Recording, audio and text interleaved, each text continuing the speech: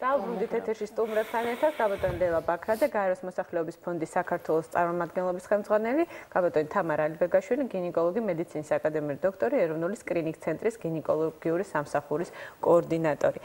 დიდი მადლობა სტუმრობისთვის და ვფიქრობ ჩვენ გადაცემის საშუალებით კიდევ ერთხელ შევახსენებთ და კიდევ ვეცდებით ავამაღლოთ ქალთა ცნობიერება და ინფორმირებულობა ამ თვალსაზრისით, რაც ნამდვილად ძალიან მნიშვნელოვანია, რადგან ეს კვირეული ამ პერიოდში მიმდინარეობს, მე მაინტერესებს აი 2008 წლის შემდეგ, მას შემდეგ რაც საერთოდ ეს პროგრამა დაიწყო, ამ ეტაპზე რა შედეგებზე შეგვიძლია ვისაუბროთ და რა მოიტანა ამ პროგრამამ უკეთესობისკენ რა თქმა უნდა. შემიძლია მე ვთქვა ორი სიტყვა და მე თქვენ მეც ჩავთვები 2008 წლიდან მართლაც დაიწყო ეს პროგრამა თბილისში, დაიწყო პილოტურად მხოლოდ თბილისის მოსახლეობისთვის და ამ პროგრამის წარმატებამ, ასე ვთქვათ, წარმატება ისეთი თვალსაჩინო იყო, რომ სახელმწიფომ გადაწყვიტა, რომ ამ პროგრამის რეპლიკაცია გაეკეთებინა საქართველოს ყველა რეგიონში 2011 წლიდან. ასე რომ დღეს ეს პროგრამა უფასოდ მუშაობს როგორც თბილისში მუნიციპალიტეტის დაფინანსებით, ასევე მთელ საქართველოში ბიუჯეტის დაფინანსებით, სახელმწიფო ბიუჯეტის დაფინანსებით. ანუ ყველა რეგიონს მოიცავს ყველა რეგიონს მოიცავს აბსოლუტურად საქართველოს ყველა რეგიონში მიეწოდება სერვისი. პროგრამა მოიტანა ის, რომ მეტ ქალს აქვს შესაძლებლობა, რომ როგორც აქ იყო ლაპარაკი წინა ბლოკში, უფასოდ მიიღოს სიკეთე პროფილაქტიკური გასინჯვის. იზრუნოს თავის ჯანმრთელობაზე და მიაკითხოს ექიმს მაშინ, როდესაც არაფერი არ აწუხებს, რათა ასე ვთქვათ, გაიკეთოს არაფერმა არ შეაწუხოს არასოდეს, გაიკეთოს გამოკვლევა და გააგრძელოს ასე ვთქვათ, მშვიდად სიცოცხლე მომავალ გამოკვლევამდე 3 წლის შემდეგ. აი ეს არის ამ პროგრამის მთელი ხიბლი. მაგრამ ამ პროგრამას სჭირდება მასშტაბების გაფართოვება. დღესდღეობით მოცვა უკეთეს შემთხვევაში საქართველოში თბილისის მასშტაბით მაგალითად არის 15% სამიზნე მოსახლეობის. და პროგრამამ რომ მართლაც ხელი დაატყოს ჩვენი ჯანდაცვის ინდიკატორებს, ჯანმრთელობის ინდიკატორებს, რაც არის კიბოს, ასე ვთქვათ, ავადობასთან, გავრცელებასთან და სიკვდილობასთან დაკავშირებული, რომ სერიოზულად დავინახოთ დაქვეითება საქართველოში, სკრინინგის პროგრამამ უნდა მოიცვა სამიზნე მოსახლეობის 60%-ზე მეტი. სწორედ ეს არის ეხლა ჩვენი თანამშრომლობის ძირითადი მიმართულება. სკრინინგის პროგრამა წელს უკვე გადავიდა განვითარების ახალ ეტაპზე და იწყება ორგანიზებული სკრინინგის მოდელის დანერგვა საქართველოში. გურჯაანში უკვე დაიწყო დეკემბრიდან ჩვენ ამ მოდელის ასე ვთქვათ კონცეფცია ერთობლივად შევიმუშავეთ, დავაკვირდებით და შემდგომ უკვე კონკრეტულად რას გულისხმობს ეს ახალი მოდელი? ეს ძალიან მნიშვნელოვან ცვლილებას მიდგომაში სკრინინგის პროგრამის მიმართ. თუ აქამდე სკრინინგი იყო ასე ვთქვათ ოპორტუნისტული, ანუ სკრინინგი სერვისი, პროგრამა შექმნა სახელმწიფომ, ის უფასოდ მიეწოდება, მაგრამ თვითონ ქალზე იყო დამოკიდებული. რა ის მივა თუ არ მივა სკრინინგზე, რამდენად იცის მან ამ საკითხის შესახებ, რამდენად ესმის მისი მნიშვნელობა, სწორედ აქეთკენ იყო მიმართული ძალისხმევა. ანუ გადაწყვეტილება დღესაც დარჩება ქალზე, რა თქმა უნდა, მაგრამ ასე ვთქვათ, აქტიური მუშაობა ქალებთან არ მიდიოდა. ორგანიზებული სკრინინგის დროს მიდგომა სრულად იცვლება. ორგანიზებული სკრინინგის დროს ძალიან იზრდება პირველადი ჯანდაცვის რგოლის როლი, როდესაც ოჯახის ექიმი, სოფლის ექიმი უშუალოდ იმუშავებს თავის უბანზე ქალებთან, გაუწევს მათ აქტიურ კონსულტირებას, აუხსნის სარგებელს სკრინინგის პროგრამაში ჩართვის და მიმართავს მათ სკრინინგის ცენტრში, მათ რაიონში, რომელიც შორს არ არის მათი სოფლიდან, თქვათ თუ ამ გურჯაანის მაგალითზე ვისაუბრებთ და ასევე მიიღებს ინფორმაციას სკრინინგის შედეგების შესახებ და გააგრძელებს, ასე ვთქვათ, კონსულტირებას ქალთან და ურჩევს მას შემდგომ ნაბიჯებს, ასე ვთქვათ, მისი სკრინინგის პირველადი ტესტის მიხედვით.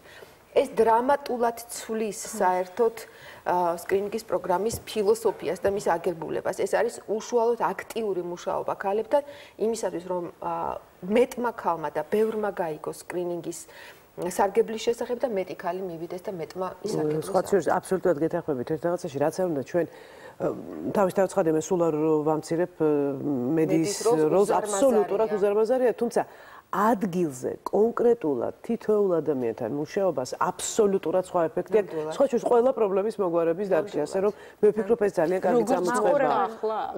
ნუ თავისთავად ცხადია, აი ფაქტი იყო სახეს მაყურებელს უთმობთ ეს გისმენთ. გამარჯობათ, ჩემო კარგებო. გამარჯობათ.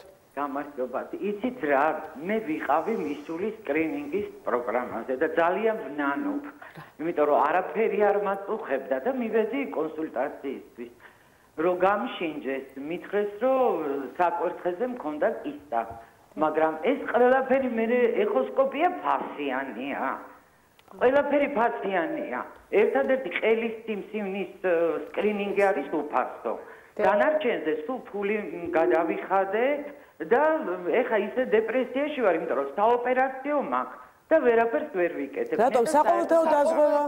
საყოველთაო დაზღვევა 70% აფინანსებს ვიცი ჩემო კარგო, მაგრამ იმის საშუალებაც არ მაქვს, პენსიონერიც არა ვარ და არ ვმუშაობ და ვერანაირად, ესე იგი 200 ლარი დამიჯდა, ხო გამეკეთებინა საშვილოსნოშიც ისინი მაქვს, რა ქვია, იცით რა არის, ქალბატონო, არსებობს თქვა ჯანმრთელობის დაცვის სამინისტროში სპეციალური რეფერენდუმი პროგრამები. ჩემო კარგო იქნებ დაწეროთ ბაქტერიოლოგია, არაფერი არ გამომივიდა, იმიტომ რომ 2 თვის წინ იყო ეს და გავიკეთე ყველაფერი და ახალი ანალიზები უნდა თავიდან ავიღო და ძალიან დავიგრუზე. აი ვერაფერს ვერ ვძნობ, რემი იყო გვამიჩავა თქვენთან მაშინ გადაცემაში და ვიცნობ კიდევაც და ავდექი და წავედი და გავისინჯე.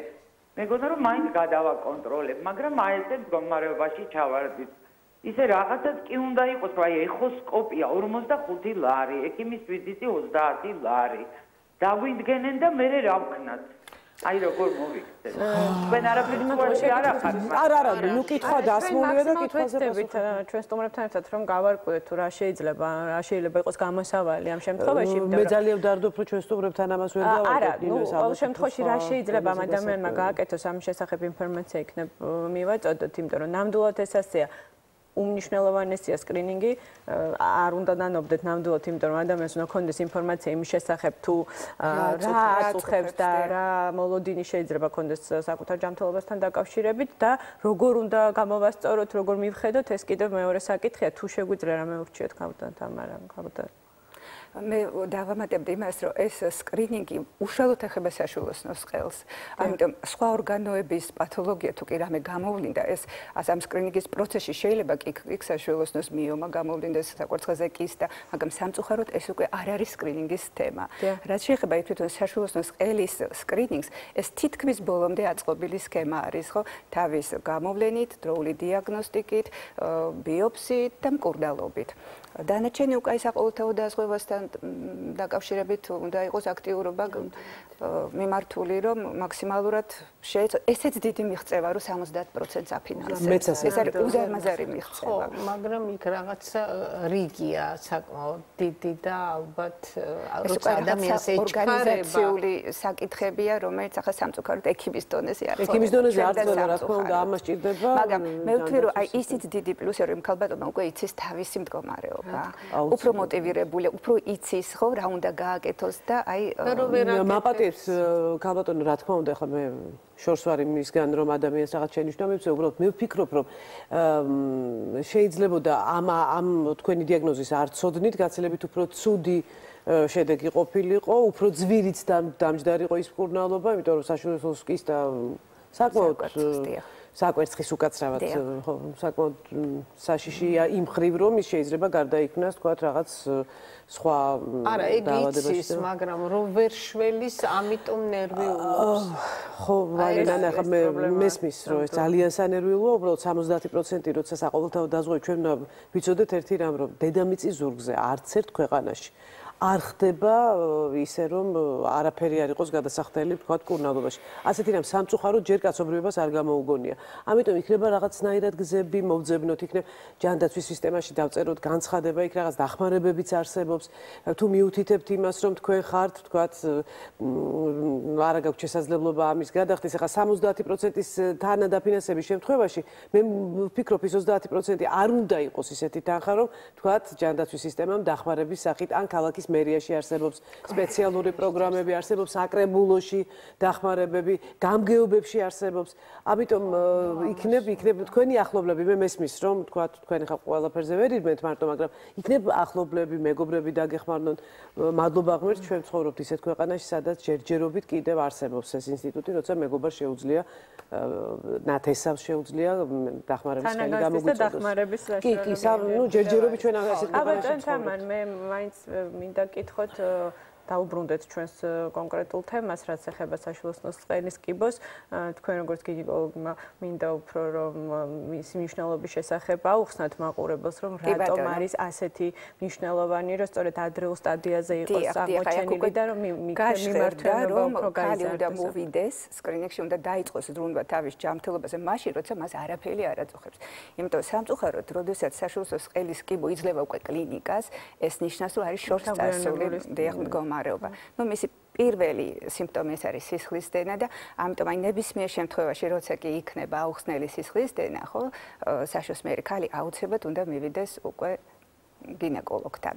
მაგრამ კიდევ ერთხელ, აი საშუალო წყელი იმითი გამოირჩევა სხვა ლოკალიზაციის ორგანოებიდან, რომ ის ძალიან ადვილად ხელმისაწვდომი არის. გაიგეთ მისი ანატომიური მდებარეობიდან გამომდინარე.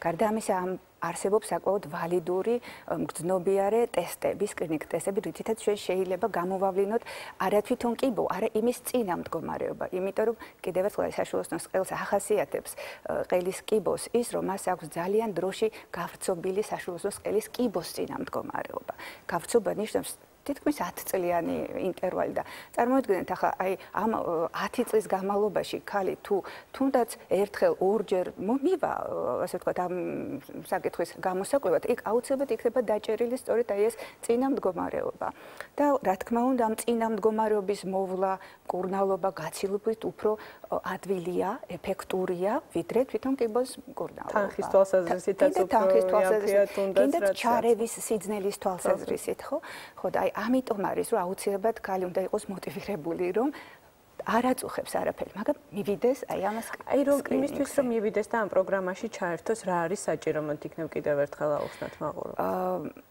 და აკმაყოფილებდეს იმ ასაკობრივ მას ზღვარს და საშუალო წყლის კიბოს სკრინინგი ჩვენთან არის 25-დან 60 წლის ინტერვალის ქალებისთვის განკუთვნილი და მეტი პრინციპში არაფერი, ანუ უნდა იყოს საქართველოს მოქალაქე და შეუძლია მივიდეს არა მარტო თბილისში, არამედ უკვე რეგიონის ყველა დიდ ქალაქში ფუნქციონირებს ეს სერვის ცენტრები. 60 წელი რატო იქით არა? იცით რა არის ესე იგი უკვე ნაკლებია შემთხვევებით შედარებით ნაკლები ალბათობა კიბოს გამოვლენის და კიდე ერთხელ ვამბობ რომ ორიენტაცია არის კიბოს წინა მდგომარეობაზე. აი კიბოს წინა მდგომარეობა უნდა იყოს დროულად დაჭერილი და ეს არ არის ჩვენი ასე ვთქვათ გამოგონება, ეს უკვე მსოფლიოს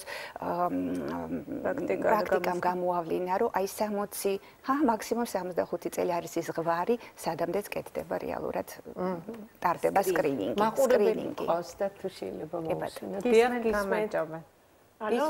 დიახ. გისმენთ, გამარჯობა. დიახშიდობის. გამარჯობა.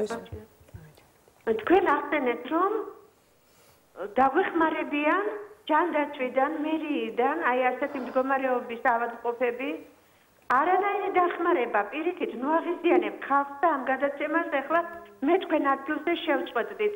აუარებელი ადამიანი გიყურებს ახლა თქვენ. აბსოლუტურად ჯანდაცვაში როგორი თხოვნით, როგორი მუდარით არ მუშაობ, პენსიონერი არა ვარ. 40 წინა ქალბატონმა უფრო იაფი რამეები დაასახელა გადასახადების მიხედვით 80 ლარი, 60 ლარი ვიზიტი ექიმთან. კი ბატონო, ამას როგორ მე შევძლებთ და თქვენ წარმოიდგინეთ მერე დანიშნული წამლები როგორი ძვირიანი 180 მანეთი ერთი გადასხმა. ამას ხო ყველაფერს დავწერდით ფორმაში რო იხდება და ჯანდაცვა იყო, მერია იყო, საკრებულო იყო, თვითონ მიკრორაიონების მინი მერიებს რომ ეძახიან, ყველგან გავავრცელეთ. აბსოლუტურად გუშინაც კარებზე გაკრული მომივიდა უარი აბსოლუტურად ყველა ზემდგომი იმეებიდან. ასეთმა ხალხმა რა ვქნათ, ბოდიშს გიხდით. არა, გამოდენო აბსოლუტურად ორი სიტყვით გვიპასუხეთ თუ არ დაგზარდებით. არა, ჩვენ არ დაგზარდებით. უბრალოდ ეს ადამიანები ამის კომპეტენციას ნამდვილად არ აქვთ ამ ადამიანებს ამის კომპეტენცია, ეს უშუალოდ უნდა უპასუხოს ჯანმრთელობის დაცვის სამინისტრომ, ქალაქის მერიამ, საერთოდ სახელმწიფომ უნდა გაქცეთ ამაზე პასუხი. ეს ადამიანები უბრალოდ არიან დღეს ჩვენთან სტუდიაში. და ერთი რამ მინდა კითხოთ, ძალიან წუხარ რომ ახლა გავიდა ქალბატონი და აღარ გვისმენს, შეიძლება გვისმენს უბრალოდ ვერ გვიპასუხოს. ერთი მარტივი კითხვა მინდა დაგისვათ. ის რომ ადამიანებმა წინასწარ გაარკვიონ თავიანთი ჯანმრთელობის მდგომარეობა. ამაში თქვენ რამე სულს ხედავთ პირადად. აი მე მაინტერესებდა ძალიან ვთხოვ პროდიუსერს თუ არის საშუალება დამაკავშიროს ქალბატონს. სამწუხაროდ მე მესმის ის თანამდები პრობლემები რაც არსებობს და ჩვენი ქვეყანა რომ არის ძალიან მძიმე მდგომარეობაში ეს არის ფაქტი. ოღონდ ამ სტუდიაში ჩვენ იმისთვის არ ვართ შეკრებილები დღეს რომ ამაზე ვისაუბროთ.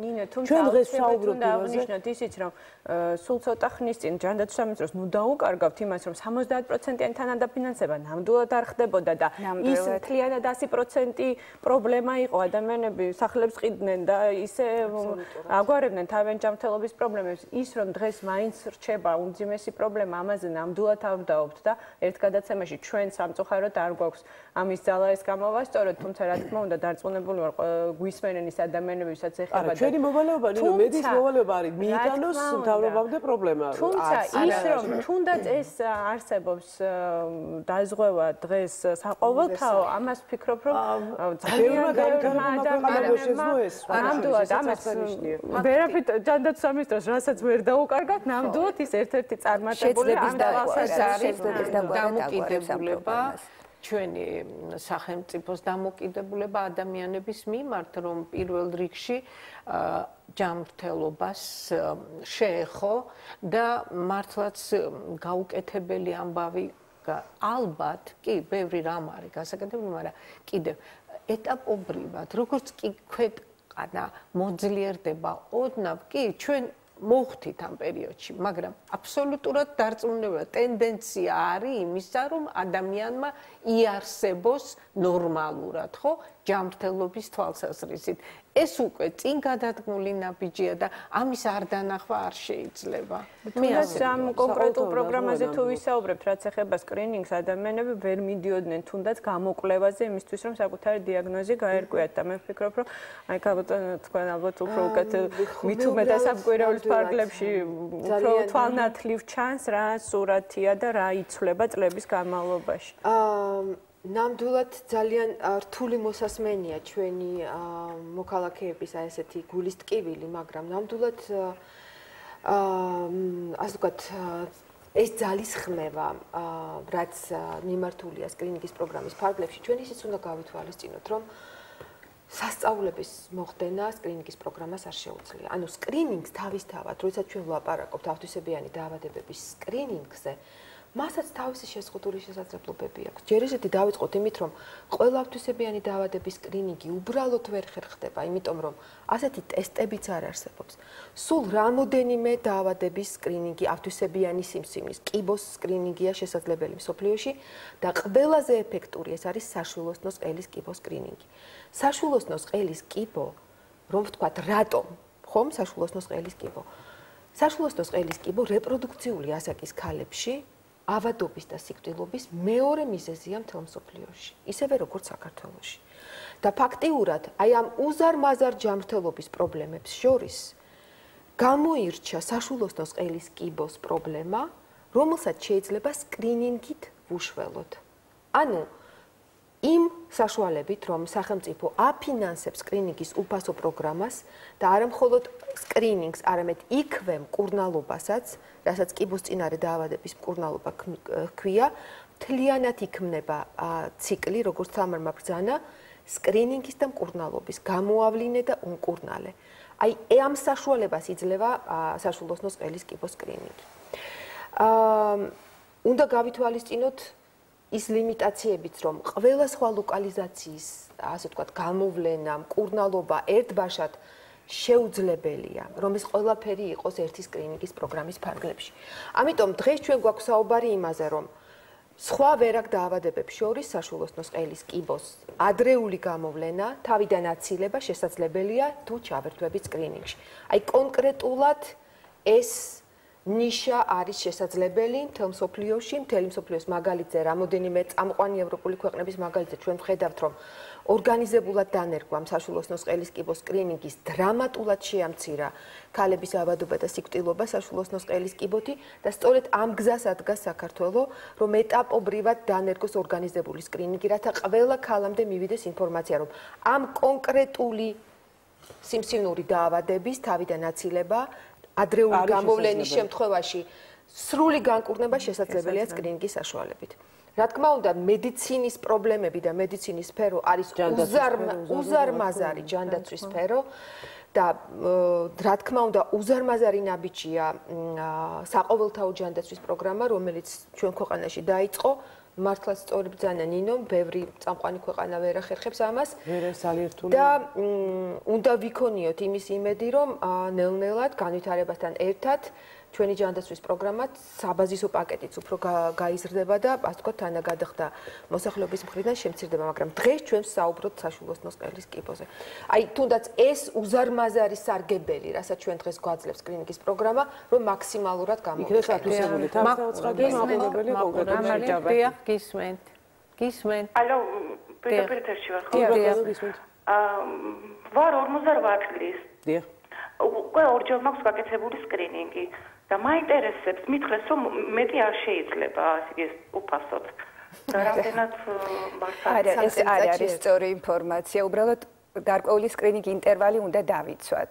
ეს წესი ჩვენთან არის 3 წლიანი ინტერვალი. ანუ ნორმის პირობებში ქალი ისევ პროგრამაში ერთვება 3 წლის შემდეგ. და ეთქობა ალბათობა ვთქვათ დაავადების გაჩენის რა თქმა უნდა არსებობს. არსებობს ან კი შუალედურში ახლა ეს იმიტომ რომ სკრინინგი კიდევ ერთხელ მინდა ვთქვა რომ არ არის 100%-იანი დაცვა სამწუხაროდ 100%-იანი დაცვა ასე არ არსებობს მაგრამ აი ეს კიდევ ერთხელ ვამბობ ეს არ არის ჩვენი მოგონილი ციფრები ეს მსოფლიოს პრაქტიკამ დაადასტურდა ევროპის რეკომენდაცია 3-5 წლიანი ინტერვალი ანუ ერთ კონკრეტულ ადამიანს შეუძლია ყოველ 3 წელიწადში უფასოდ კი ბატონო აი და შეუძლია გადაიხადოს თქვა აი მაგალითად არის ადამიანი რომელსაც წელიწადში ერთხელ უნდა რომ იყოს ეს მისი ნება არის რა თქმა უნდა ეს ადამიანის ნება არის მაგრამ კიდევ ერთხელ ვამბობ რომ ევროპამ თქვა რომ აი ჯობია 3 წელიწადში მაგრამ აუცილებლად სამწუხაროდ აი რაც შეიმჩნევა ჩვენ მოსახლეობაში არის ის რომ ქალი გაბედავს და ერთხელ მოვა სკრინინგში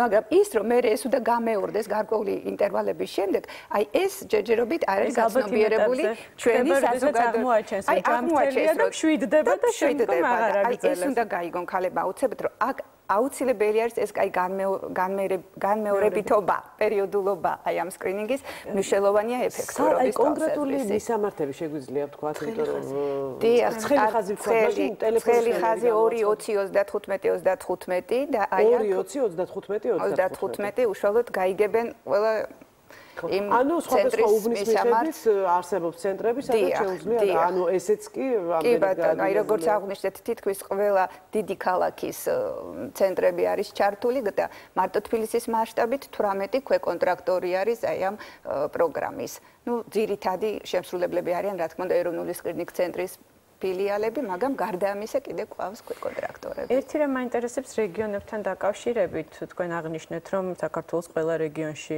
ფუნქციონირებს უკვე ეს პროგრამა და ყველასთვის ხელმისაწვდომია.